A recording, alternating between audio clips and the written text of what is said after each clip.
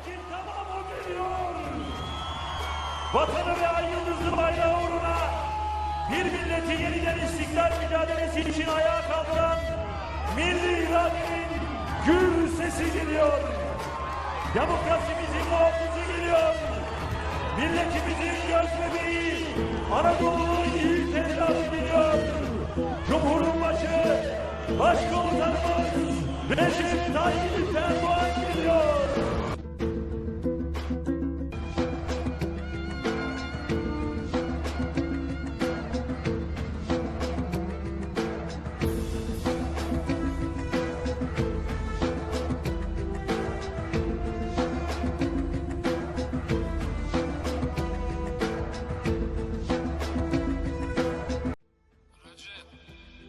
'Тобой горды, как братом. Аллаха просим за тебя. Наш путь один, и нет возврата.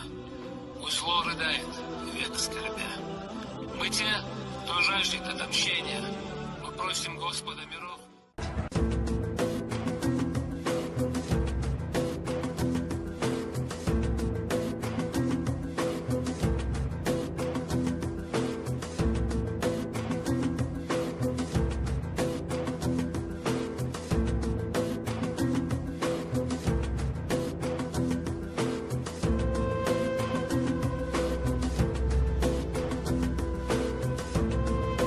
15 Temmuz gecesi bir kez daha istiklali ve istikbali için kıyam eden, canı pahasına ülkesini Fethullahçı terör örgütüne, işgalcilere teslim etmeyen aziz milletim. Biri olacağız. Birbirimizi Allah için seveceğiz. Amin desin hep birden yiğitler. Allahu Ekber. Gökten şehitler. Amin. Amin. Мы просим Господа миров избавить братьев от мучений, сестер спаси из рук врагов.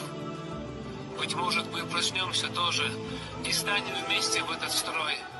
Кому же жизни рай дороже, тот против зла пойдет войной. Раджет, держи знамена веры. Ты словно брат Салах-ад-Дин. Ты стал для нас, для всех примером. Аллах велик, Аллах един. Тобой горды, как братом. Аллаха просим за тебя. Наш путь один, и нет возврата. Пусть зло рыдает. Evet. Aziz milletim.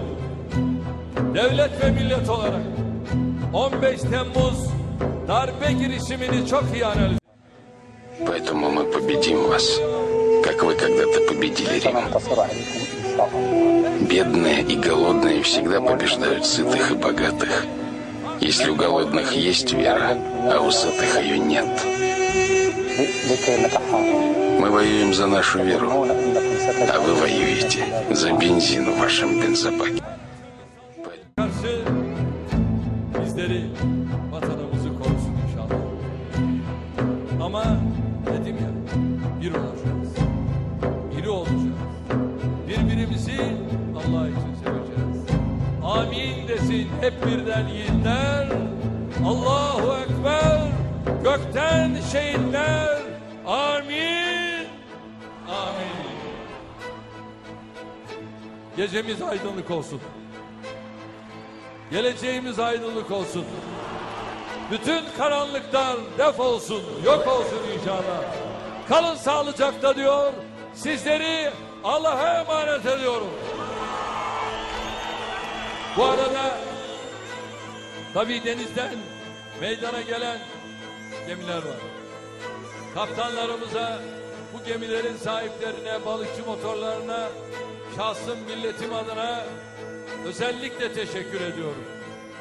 Ve bugün 7 saat, 8 saat burada ayakta kaldınız. Tüm yine burada sağlık elemanlarımıza özellikle çok teşekkür ediyorum. Sağ olun, var olun. Allah yar yardımcımız olsun. Allah'a emanet olun.